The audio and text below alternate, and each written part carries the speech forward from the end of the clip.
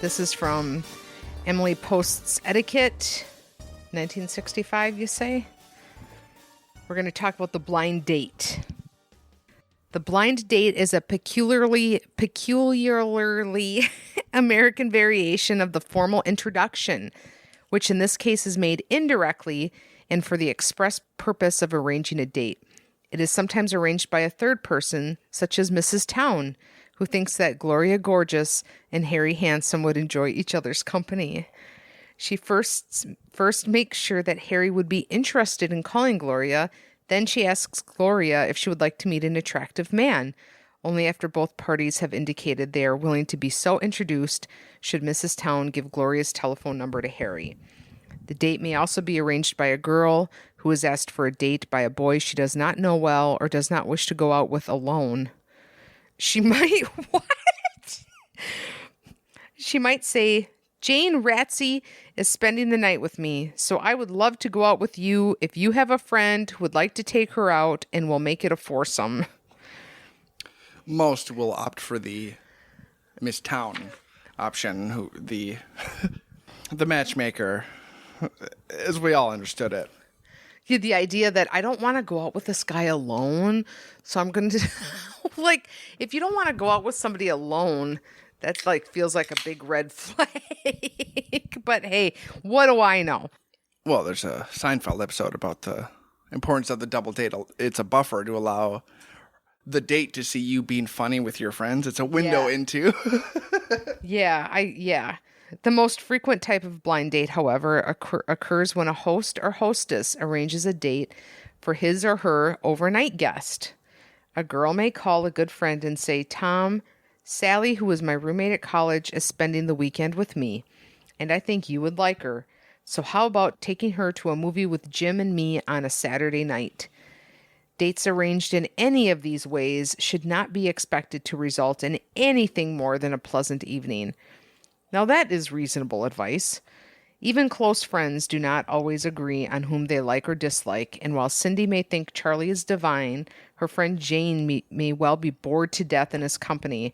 So make the best of a blind date, and no matter what you may think to yourself, act as if you are enjoying every minute. And Cindy should really do some introspection on how she feels about divine George. Yeah, like maybe Cindy. Maybe she doesn't, like, does she really want to see one of her friends dating? Right. Divine sculpture of God. After all, it is probably better than sitting at home with a book, and whether he is enchanting or not, you may meet more attractive men through your new acquaintance. Oh my God. I definitely have both left and been left during a date. Damn. Yeah. I mean, it is definitely better to be the one leaving and versus the one sitting there wondering, how long am I supposed to wait here for? Did this person die? Is this a mostly harmless situation? So, hey, how about I go first this time? You better go first this time. I have more photos. If you look real close, this to me looks like a very earlier version of a Molly Ringwald or something like that. Like, this looks like a fun girl, right? A fun gal. So this I found on this site called treasuredlives.wordpress.com, where the writer of this is Joe Hanneman from Milwaukee. It's a really interesting site that profiles kind of forgotten murders and people and really deep dives beyond like the regular stories you find to kind of get at the heart of who they were. And it's a lot of things from the 20s and 30s and stuff like that. So this woman's name is Lillian G. Grafe. So Lillian G. Grafe's infectious smile and carefree demeanor belied the troubles she'd seen in her 19 years. Her 47-year-old mother, Mary, died of tuberculosis in January 1922 when Lillian was just 14. Her sister Adeline died in July 1921 of the same disease. The family's oldest girl, Marie, became a surrogate mother to the rest of the children for a number of years until she, too, was diagnosed with TB and forced into a sanitarium. Like, are you serious? So Lillian was a graduate of SS Peter and Paul Catholic School. She had a good job at a 3rd Street candy shop where she was a popular employee. Her best friend was Frances Platt. From the days they played with dolls together to more recent times when they borrowed each other's clothes, they were inseparable friends. They went to dances and movies and spent countless hours at the Platt residence. Went on double dates with Handsome Harry. Since the death of Lillian's mother, the Platt residence was a second home to Lillian. By all outward appearances, Lillian had a happy life. If Lillian had flaws behind her smile and merry laugh, she was a bit too trusting and kept close to the vest with her romantic interests. Well, you're going to die when you hear what the next segment of this is. She was a Facebook post come to life. If she had any flaws, it was that she loved too much and was too good of a person. The next segment on the story about Lillian is called Fill In on Blind Date. Mildred Grafe wasn't feeling up to going out on the evening of October 11th, 1927. So this is one of the siblings of Lillian. She'd made a date with a young man she only knew as Jack, who'd given her a ride to a girlfriend's house downtown on October 4th, so like 7 days before. Mildred felt like canceling, but Lillian volunteered to go on her behalf. Oh. It would be fun, she reasoned. Besides, Mildred spoke of how friendly Jack had been on their short drive. Lillian got ready for the blind date. How old is Mildred? How old I is Jack, I guess I should be asking. I don't know that yet, and Mildred's age isn't in here, but I am certain that she's younger than Lillian, who was probably her sister in her 19 years. I'm guessing that maybe 17 or something. Mildred's like a younger sister. Yeah. Okay. It's not like, oh, Jack, like, I can't make it, but my younger sister? I mean, does it matter if it's younger or older? I was worried about, like, a predatory element. If, like, she's in her mid-20s and, like, offers up her 19-year-old sister's like, I'd like to go on a date. Yeah, right. Yeah, I don't know. Jack seemed fine to me. It's hard to tell because it's so dark in the car ride home, but... I mean, it does feel like... He smoked American Spirit, so he's cool. I guess I didn't know that there was any time where that would be considered normal to, like, hey, sis, do you want to go on this date? No, I don't. I was thinking it was funny, though, that the original date, like, some guy gave her a short ride home, and, like, she's like, well, he seemed nice, so I'm going to go on a date with him. I know that his first name is Jack. It's like, oh, times are different. If somebody were to tell me now that they met somebody and they had given them a brief ride home and they knew their first name, I would be like, you are... Yeah, people meet like that. Going to today die. Still, but yeah. Mildred was not like, I sea capped him. Right. Right. Yeah, the last name is important. So... Lillian wore a rose jersey dress, light stockings, and black patent leather shoes. Is his last name going to be The Ripper?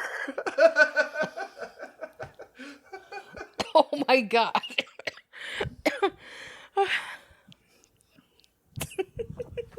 I was not expecting that. Stay tuned. Okay. Well, just listen to what she's wearing and don't be like, why are you telling me all this? For outerwear, she had a pink felt hat and a light brown plaid jacket with a fur collar. She wore a favorite brooch and a prized watch. On her left hand, she had a silver class ring from SS Peter and Paul School. When a car horn sounded outside the house, Lillian dashed out the door into a light drizzle. It was 7:30 p.m. Mildred watched through the window as her baby... Oh, it's her baby sister. It is. There's only one reason little accessory details like that get mentioned in stories like this. Yeah. Baby sister got into what appeared to be a Ford coupe. It was the last time Lillian's family saw her alive. She never returned home from the date. After Lillian was missing for 4 days, the Milwaukee Journal ran a page 4 story with her description and details of the blind date with Jack. It wasn't until November 5th that there was a break in the disappearance. John Anderson, a highway construction crewman from Pewaukee in Waukesha County, was inspecting the Blue Mound Road Bridge over the Fox River.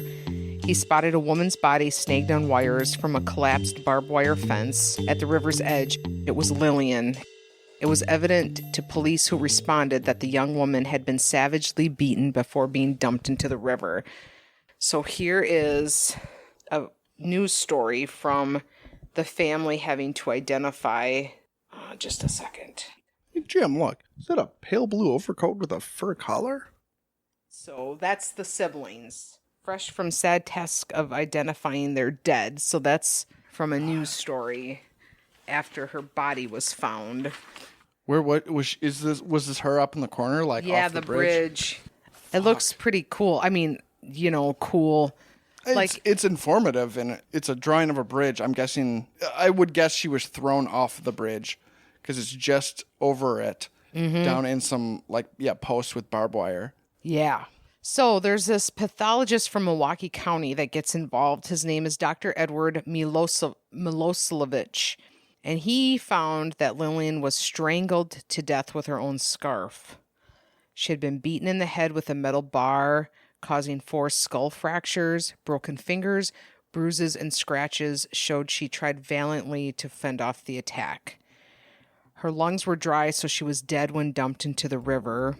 Based on her stomach contents and the rates of digestion, it was believed she died about 9:30 p.m. on October 11th, 2 hours after departing on the date. When she was found, her brooch, watch, and hat were missing. This pathologist theorized that it was the work of a sadist, likely to be closer to middle age than early 20s.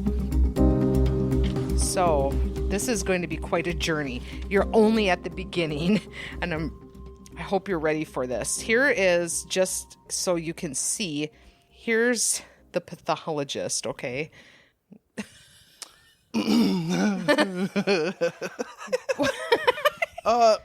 I will share these photos for everybody to see, but he's got sort of a droopy dog face, which isn't his fault. It doesn't help that the drawing that he's being featured in here has him offering up a hatchet. Yeah. That's not a great look for him. And then there is a story. This is a news article that talked about the lost trinkets being, like a clue. Mildred provided a description of Jack as best as she could from the car ride Okay, she I was going once. to say the next chapter is about Mildred, right? How weird would it be? And then she could have been the one to have died? Maybe. Well, I don't know. I don't know why this... We don't know what happened. Really, a lot of this is in Mildred's lap. Not that she killed her, but... Well, Mildred's going to play a very large, bizarre role in this whole thing. So she gives this description of Jack. Dark chestnut hair, very white complexion, about 5'8", 160 pounds.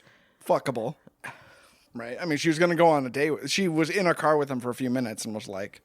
Yeah. He wore a dark suit, his eyes were large, and his hands were very white and soft.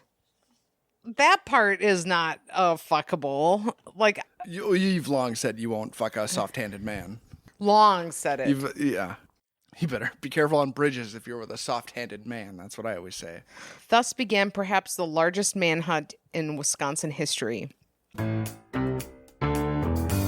The net of justice last night was closing, slowly but apparently inevitably, upon the slayer of Lillian Grafe, the Milwaukee Sentinel predicted on November 7th. It's a confident headline when you have so little information. Look out, chestnut-haired men. We're coming for you. Well, and I suppose also there is this need to assure the public that this is going to be solved. Don't you worry, we are so close to this already. Police began looking for Jack and an older man who frequented the 3rd Street candy store where Lillian worked. The older man, described by newsmen as elderly, but was likely around 45, drove a Cadillac and he made frequent date requests of Lillian. So Lillian worked at a candy store, which sounds like an amazing job during that period of time. Yeah. This older guy would come in all the time. He would ask her for dates. This becomes more disturbing. Probably the sort of job where you're the target of a lot of shitty candy puns from 45-year-old men. Yeah. So while this is all happening, okay, the eldest Grafe child, Marie, was in critical condition Why? at the Wisconsin Tuberculosis Sanitarium near Wales in Waukesha County. When her brother Edward brought the news of Lillian's murder, she collapsed. So that photo I showed you is of those three going to identify the body. They drove to the Blue Mound Road bridge under which the body was found. A parade of curiosity seekers had already begun to visit the site, watched carefully by police. So that pathologist that I talked about, based on input from him, and remember how he said that this guy was likely to be closer to middle-aged than early 20s, the pathologist is doing like what seems to be some early form of like profiling.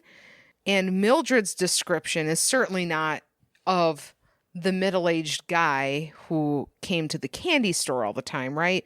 Mildred was this young, this was a young, pleasant-looking young man, blah, blah, blah. It was not a 45-year-old man, which she probably knew who the candy store guy was.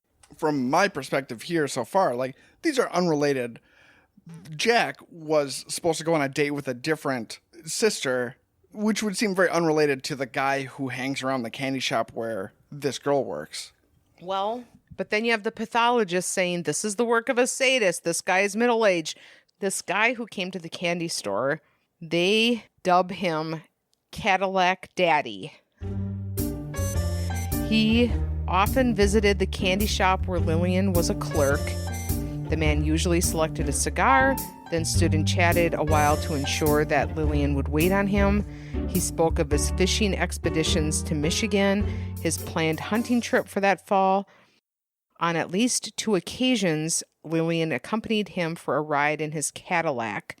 Cadillac Daddy did not return for a visit to the candy shop ever again after she disappeared on October 11th. So there's a friend of Lillian's who tells the police that this Cadillac Daddy wore a pair of unusual brown Oxford shoes with 3 brass buckles down the side and 3 straps across the instep instead of laces. It was a unique enough shoe to send detectives to stores and factories across Milwaukee and Racine in search of an owner. It turns out that no more than 40 or 50 pairs of similar shoes were said to exist in the United States. The young woman said she had accompanied Lillian and Cadillac Daddy on 2 drives. His vehicle was dark blue or black with gray upholstery. On both occasions, the last week of August and again a week later, the car picked them up at or near the Grafe residence, she said. So, are you with me? Cadillac Daddy knew where she lived? Yeah. I'd like to think that he stops in like Tuesday, Thursday. That leaves a big enough gap that he could have seen she was missing in the paper. Thinks, well, my girl isn't there. I don't need to go get my cigars from the candy store anymore. I'm still treating this as 2 separate guys. Yeah. All right. That's all right. The investigation swung wildly into conjecture in the early days of the case. On November 8th, newspapers told of the theory that Lillian was killed on North Avenue, probably by someone tied to the Chicago underworld in Cicero, Illinois. A call received at the Grafe home a few days after Lillian disappeared told of a man coming to Milwaukee from Cicero, quote, with a load. Police took that to mean a load of bootleg liquor. Ironically, probably one of the least concerning things that could be behind a statement like, hey, I'm coming for your daughter and I'm bringing a load. I'm the Cadillac Daddy. People call me the candy store creeper, but what I put on my license plate was Cadillac Daddy. I'd really like that one to stick. I knew that when there was the nickname that you would really enjoy it. So police also believed that a quarrel between occupants of 2 automobiles on North Avenue on the night of October 11th could be tied to the murder. killer-hated family lured Lillian Grafe to her death, read the November 8th headline in the Milwaukee Sentinel. In the end, though, the story was just another theory that went nowhere. We are no nearer a solution of the mystery than we were the day the girl's body was found, Milwaukee Police Captain Harry McCrory said on November 10th. We have exhausted every avenue and are up against a wall. I mean, this is just a few days. Dude. I appreciate the bold swings they're taking. Like, we got 40 guys with weird shoes. Don't get me wrong, they're all creepy in their own way, but I don't think they're connected. We're going to try some other things. I mean, where's the perseverance here, man? This is just a few days. We've exhausted. We're done. The morning of November 9th, so the day after her funeral is when he says that they've exhausted every avenue. Like, Jesus Christ, man. Lillian's funeral mass was held at Peter and Paul Catholic Church on North Kramer Street. Her casket was carried to the grave with 7 white chrysanthemums placed on top by her father and siblings. So a coroner's jury met in Waukesha on Saturday, November 12th. But they were unable to render a verdict beyond saying Lillian met death at the hands of some persons unknown. I want to know more about coroner's juries. How long was that a thing? So I think the coroner's jury was like this collective of coroners who met to discuss the case to try and see if, like, it was like the early task forces, like a meeting of the minds. Sure, I can appreciate how difficult the job of coroner probably is around this time. Yeah, if it's like a grand council meeting of men of death who are like, okay, I thought it was just like, well, we got 11 of her peers. And one coroner just like, well, there's an abrasion here. Yeah. She probably had it coming. Like, I don't know what you would be able to surmise other than their verdict about meeting the death at a hand of some persons unknown. I mean, yeah, it's either persons known or unknown. It's like 50-50. Agnes Long testified that she saw a young woman resembling Lillian outside the 3rd Street candy store where the murder victim worked at about 8:15 p.m. on October 11th. It was raining hard, Long said, and the woman was across the street. And the woman was across the street, had one foot on the running board of a Ford coupe. Milwaukee County Sheriff Charles Shalitz found a witness who said he saw Lillian inside the candy store at about 8:30 p.m., about an hour before she was killed. So, if we go to the beginning, at 7:30, she hops into a car for a date. So why are people seeing her an hour later at the candy store? Connected to a Ford. Police were sure they had the drop on Cadillac Daddy in late November 1927. A tip to the Milwaukee Sentinel led Sheriff Shalitz and deputies to Chicago, sure that they had the location of the middle-aged man of mystery. 2 undercover cops walking into a bar somewhere in inner city Chicago and smoky jazz music and looking for Cadillac Daddy. I'm in the know. Look at my shoes. Are those straps I see? I just got to be along for the ride because a lot of this point to point is not making sense to me. Well, they're clinging on to anything. That much is clear. That's all you have to know. Before the suspect was confronted or apprehended, the Sentinel published front page details of a ruse police planned to use to trap him. The police said Cadillac Daddy would be asked to answer charges that he is habitually an annoyer of young girls. Specifically that he tried to lure a North Division high school girl just 2 days after Lillian disappeared. When the suspect was finally captured, however, it turned out he was not Cadillac Daddy. The tip was a dud, and the story reporting such in the Sentinel was relegated to page 7. Well, police spent much of their effort in trying to find the dark Ford coupe driven by the elusive Jack. More than 50 officers began a canvass of the city in an effort to track movements of anyone fitting Jack's description or anyone who drove a Ford coupe. By February 1928, this effort expanded into an unheard of degree. every owner of a Ford coupe in several counties was compelled to come to Milwaukee Police Headquarters and be viewed by Mildred Grafe, the only person who could identify Jack. On the first night alone, Mildred viewed some 300 Ford owners at the Central Police Station. This continued for weeks until 7,000 people had been lined up, and he was not one of them. No shit. The combination of apparent incompetence and apparent authority of this police department to send out an APB to anybody who owns a Ford coupe. Come let a woman look at them to decide if you're a murderer. And also, like, he wasn't there. I'm shocked. Yeah, that's the, yeah.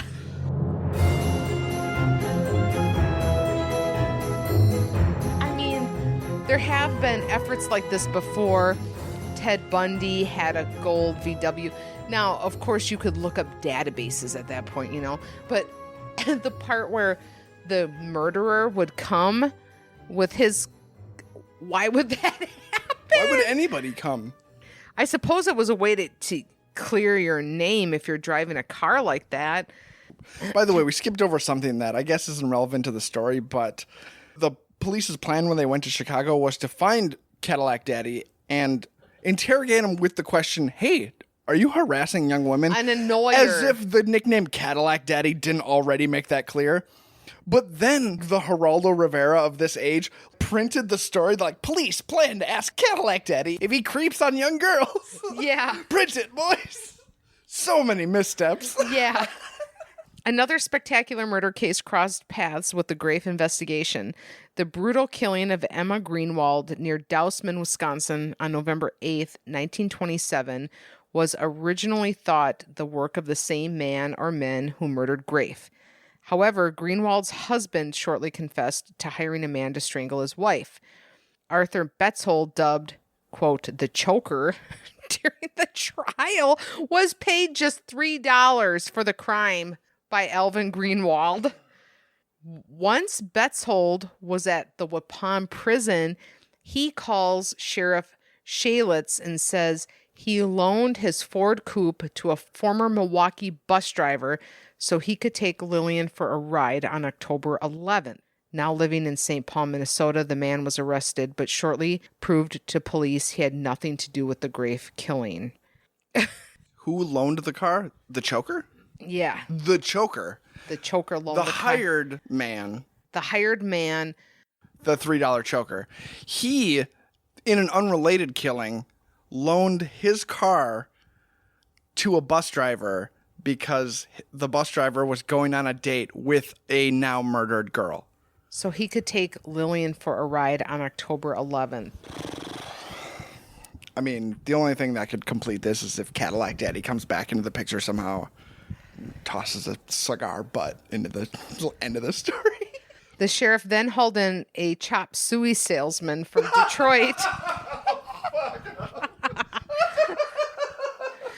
for questioning when it was discovered he had news clippings about the Grafe murder.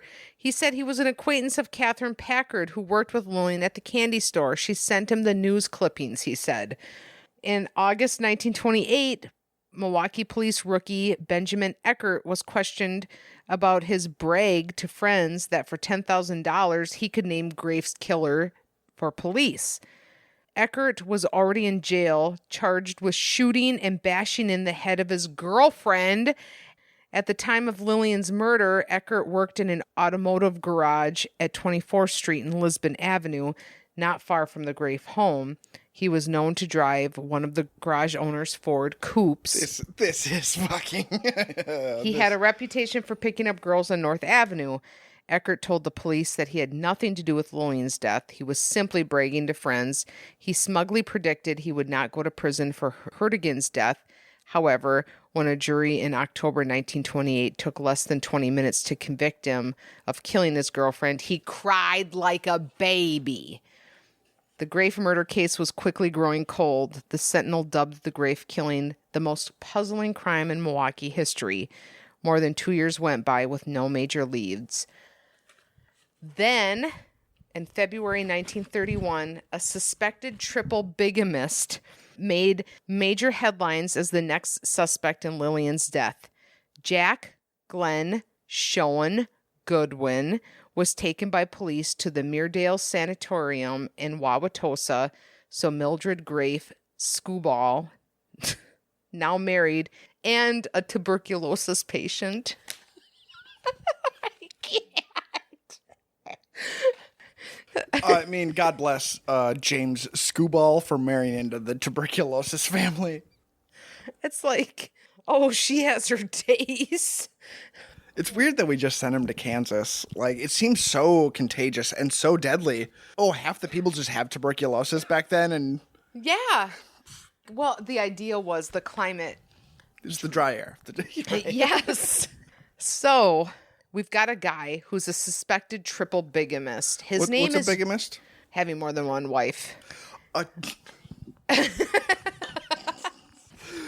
Triple bigamist. His name is Jack. The police bring him face to face with Mildred. She calls him a dead ringer for the elusive Jack who gave her ride and took Lillian on a date.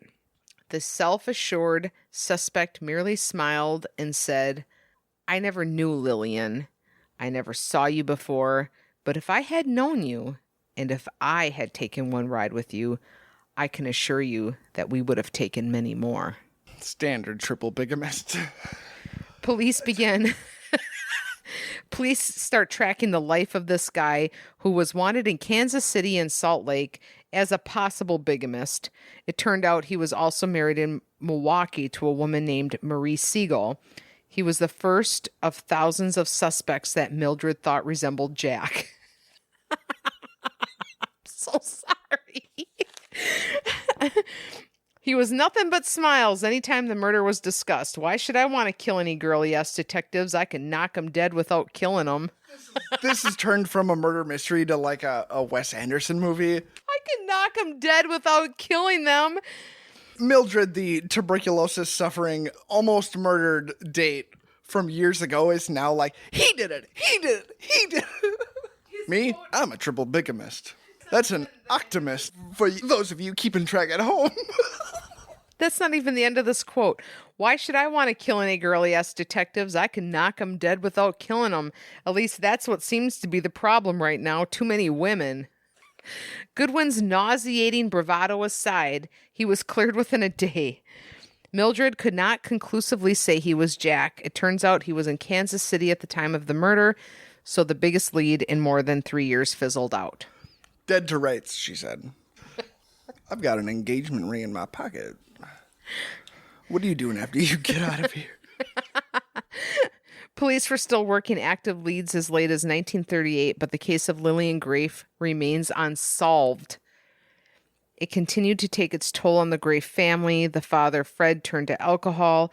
After numerous arrests for public drunkenness, he drew a 1-year sentence in the Milwaukee House of Correction. He said continual brooding over Lillian's death, along with the TB illness and his family, drove him to drink. On one occasion, he was arrested after arguing loudly with his children over who should receive proceeds of Lillian's life insurance.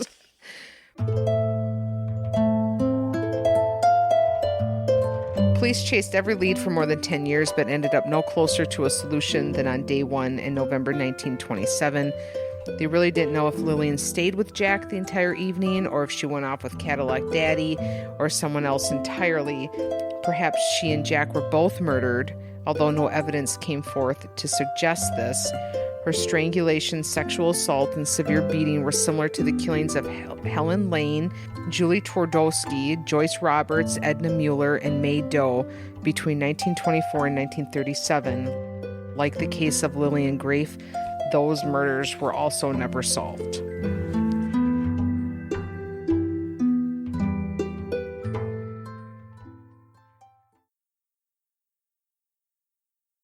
I thought there was going to be a conclusive bow on this, but No. That's a lot of killers in her orbit. A lot of suspicious people Yeah. all around her. And for all of our laughing about the way the police handled the case, there was a lot of work put into this. Yeah, usually they interview a boyfriend who like knows the mayor. Yeah. So then like it's unsolved. So They had a lot of meat to chew on. Yeah. I mean, and now you can probably understand why they latched onto this guy who visited her at the candy store, because it was like, okay, this is a middle-aged guy who would come in all the time to see this particular woman who happens to be the one murdered. And you never get the answers you want. But before Mildred starts, just like they start bringing the carousel of men to her, like, okay, she got a ride home from this guy. What is all the context around that night? Jack didn't just come down out of the clouds with his Ford Coupe and like give her a ride home. Right. Like, how did she meet him? It feels like an excellent lesson in, okay, if you accept a ride from somebody and then a date, and then you can't remember that person well enough to not select 1,000 people. But it was a different time. I'm sure she had a lot of guilt. The dad's like spiraling. And Yeah. You're Mildred and you probably want to like get out put of an there end to this. Yeah. It is such a weird set of circumstances. By the way, if you go to In-N-Out, it's not on the menu. It's a secret menu item. If you ask for a triple bigamist, that's the 4x4 with cheese on everything.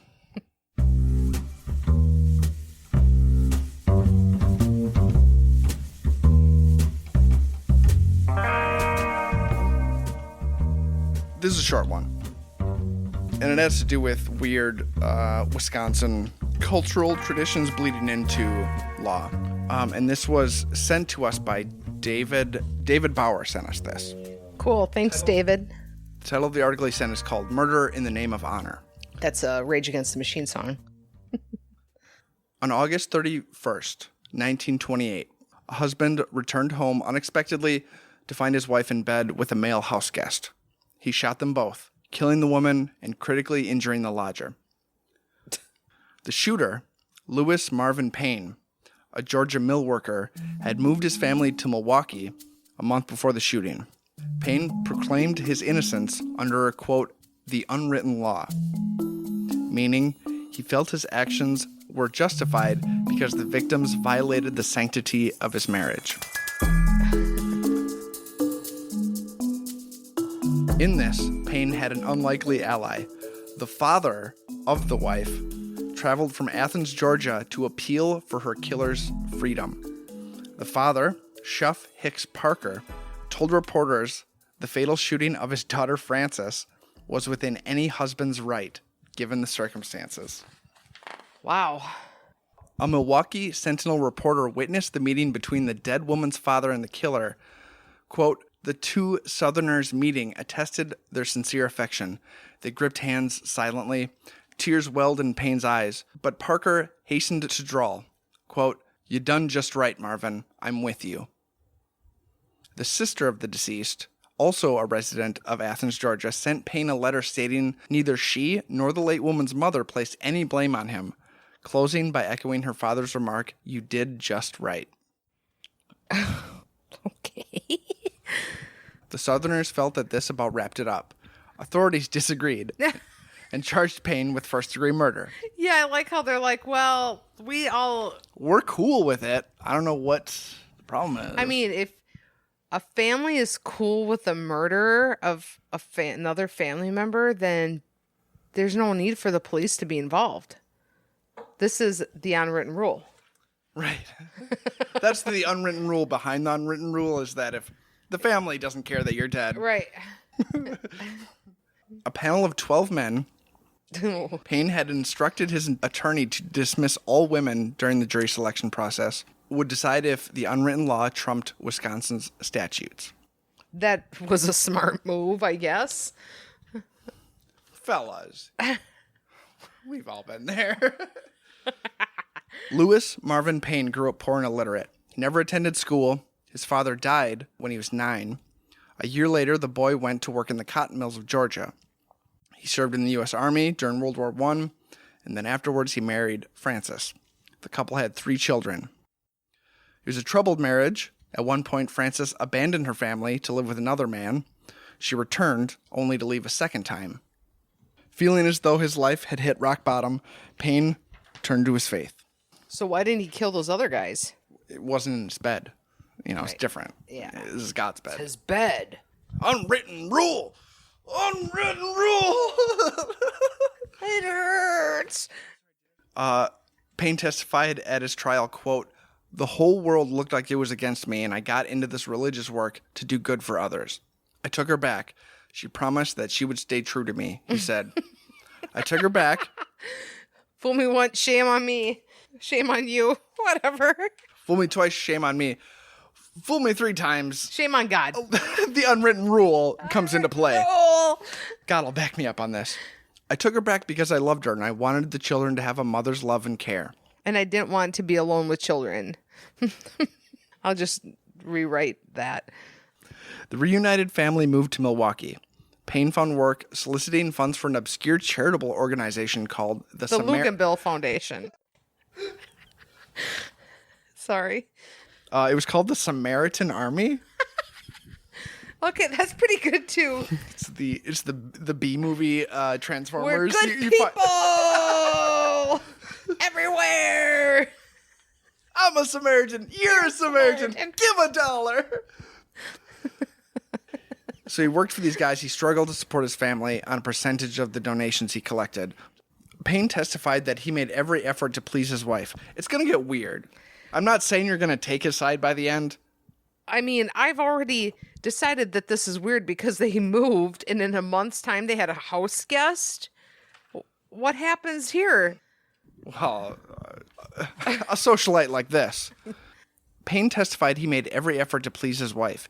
Indeed, it came out during the trial that the 3 children slept on the floor due to lack of furniture, but Mrs. Payne's closet contained no less than 40 dresses.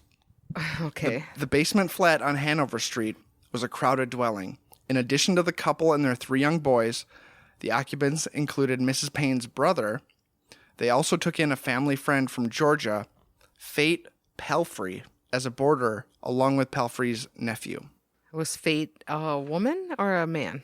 Fate was a man, Okay. as Fate. it so often is. Payne left home that August day in 1928, intending to travel to Pewaukee with a fellow fundraiser. However, he discovered that his coworker was ill, and the day's plans fell through.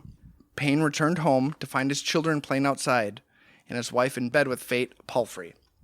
Payne told the court he found Palfrey and his wife hugged up, and that she was trying to get loose from the border. Quote, "I thought Loose from the border. the border as in he was him." Oh, I see. I gotta get loose from the border of the state. country song title. "I'm loose from the border." Quote, "I thought he had forced her in there and that he would assault her and kill us both," said Payne. "Not true," Fate Palfrey said when he took the stand. He said Mrs. Payne entered his room that morning to tell him breakfast was ready. She sat on the edge of his bed to chat. She pulled the blanket over herself as she talked of plans to scrub 2 rooms and go to the store. What? Okay. Let me pull up the blankets and tell you about I'm going to go to the store. Quote, "I reckon I didn't have no right to tell her to get out of the bed. It was her house," Palfrey told the court. Suddenly, the couple became aware that Payne was in the room with them. He gazed wordlessly at the 2 and then vanished. They heard Payne rummaging through his dresser and then heard the unmistakable sound of a pistol being cocked. Leaping from the bed, they rushed for the doorway. A shot fired, and Frances Payne fell with a .32 caliber bullet in her chest. The coroner's report noted that she was fully clothed. She was even wearing shoes. So she was okay. You don't need to take your clothes off to get hugged up. While the 2 men battled for control of the pistol through the rooms of the flat and out into the backyard, Frances Payne bled to death on the floor of the basement flat. Oh, no. She was 26 years old. Leo Matt was working in a factory across the street. When he saw the struggle in front of the house, Matt hurried outside to break up the fight. As he pulled the men apart, Payne fired a bullet into Palfrey's abdomen and then swung the gun in Matt's direction. Matt dove behind a parked car. At that moment, a passerby, university student John Cruft, slipped up behind Payne and pinned his arms. Matt, picking himself off the ground, took the revolver away from Payne. According to court testimony, Payne, quote, addressed a remark at Cruft which was not complimentary. In response, Cruft punched Payne in the jaw, ending the fight. The jury also heard from 8-year-old Lewis Payne Jr., who told the court he had, a few days before the shooting, entered the home and found his mother and Palfrey lying on a cot kissing each other. When they saw him, the boy said both his mother and Palfrey threatened him. Quote, they said if I told my dad, they would burn my tongue out. Oh. The morning of the shooting, the mother sent her children, Lewis, age 8, Preston, 6, and Curtis, 4, outside to play without their breakfast. In closing arguments, Payne's defense attorneys told jurors Lewis Payne's rigid moral code and an outraged sense of honor led him to act in accord with the unwritten law of the South. The real villain, they insisted, was Fate Palfrey. He crawled into Payne's home like a snake. Payne had forgiven his wife for her unfaithfulness before. He was trying to keep his little home together and was succeeding until the snake crawled into it. This line of reasoning incensed the prosecutor. When it was his turn to speak, George B. Skogmo, special assistant attorney, told jurors, this man comes here for his day in court and asks for a fair trial. He has had that. But did he give that little 93-pound wife a fair trial? She never had a chance to be heard. This man denied her that right. He took the law into his own hands and meted out punishment as he saw fit. Payne is a fine example of Southern chivalry. This man from the state of night riders and lynchers. The prosecutor told the jury, we in Wisconsin have not yet reached the point where we inflict capital punishment upon a woman who forgets her marriage vows. Any thoughts before I read you the verdict? The verdict? Guilty. On October 18th, 1928, after 5 hours of deliberation, the Milwaukee jury found Payne guilty of second-degree murder, evincing a depraved mind, regardless of human life, but without premeditated design. He was sentenced to 14 years. His children were sent to a state detention home, and plans were made to eventually send the boys to live with family in Georgia. In shaping Payne's unwritten law defense, his attorney, William Rubin, was repeating an argument he had made in defending an equally sensational Milwaukee murder 6 years prior. In 1922, Joseph Bransk, a 32-year-old shoe repairman, shot and killed August Schreiber while the latter was at work in a ditch on Oklahoma Avenue. The shooting took place in broad daylight and was witnessed by numerous people. Bransk, the father of 3 small children, entered a plea of temporary insanity caused by the wrecking of his home. He had told police he killed Schreiber because the man was carrying on an affair with his wife.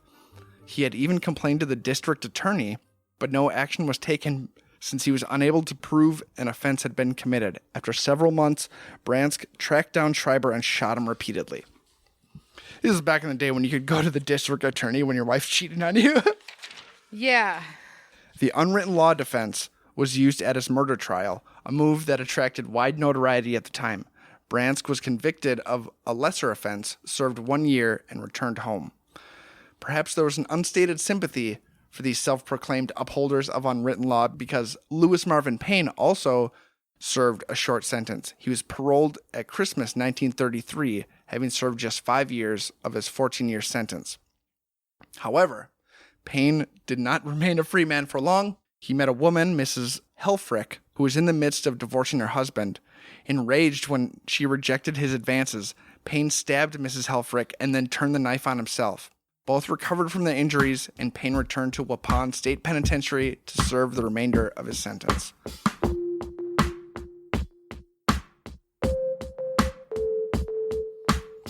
The unwritten law defense is a thing of the past. In 1929, the state Supreme Court ruled it has no legal standing in Wisconsin. The ruling was handed down as part of a decision upholding Payne's conviction for slaying his wife.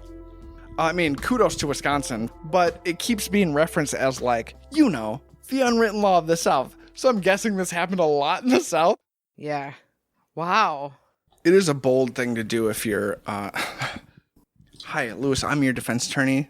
We're going to go with the unwritten law defense. I did this 5 years ago. It didn't work, but listen, hey, stay with me. Yeah. Stay with me. Yeah. I'm undecided because, of course, what she was doing or not doing. I don't have any judgments on that. So I'm not sure, because I find it equally likely that this woman could have kept sending her kids outside and been doing this, as I do likely that the dad. Yeah, I don't. They I brought don't a family friend up from Georgia to hang out in their tiny little like basement flat. Yeah, I am sorry to say that the fact that there were kids sleeping on the floor and yet she had 40 dresses is lingering in my mind in a way that I wish it weren't, because you don't want to judge people on their behavior. If that's a true fact, however. Your Honor, bring in Exhibit 1 through 40. Yeah, but then of course that's also something that can be used by the husband, because then also I'm thinking to myself, well, you're one half of this parenthood. How old are the dresses? Did she just buy them all? Okay, the more I'm thinking about it, the more I'm thinking like, oh, that's a very convenient thing. Maybe to don't say. shine a light on the fact that neither one of you could get furniture for your children. Yeah. I don't know. But then again, he got out after a year and stabbed a woman. Yes. So then, right. Yeah. Yeah. So like, I guess the dresses thing doesn't bother me so much. And she wasn't even divorced yet. He was the homewrecker. Yeah. Probably why he turned the knife on himself. All right. Well, thanks for listening, and we'll be back in 2 weeks. Yeah. In 2 weeks. It's the Unwritten Law. Bye. Bye.